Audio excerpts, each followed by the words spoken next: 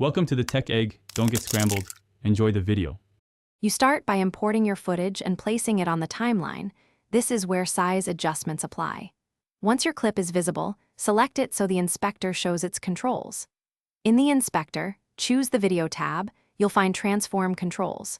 You're not just changing pixels, you're setting how the frame composes. Make the first adjustment with scale and position values, because changing scale first keeps framing predictable for later keyframing.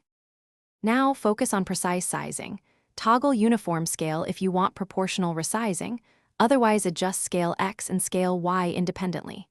As you change scale, use position X and position Y to reframe the subject.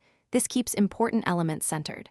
For a more tactile approach, drag the on-screen viewer handles to resize and rotate.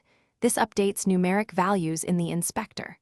Once done, scrub the timeline to confirm motion state. Finish by keyframing any dynamic size or position changes. Click the keyframe diamonds next to scale and position and move along the timeline to set new values. Make sure spatial conform is set to fill or fit depending on whether you want to crop or letterbox when aspect ratios differ. Before export, review playback to catch any jitter. If you see unexpected jumps, remove stray keyframes. That's the most common fix. Then export at the target resolution and codec for delivery.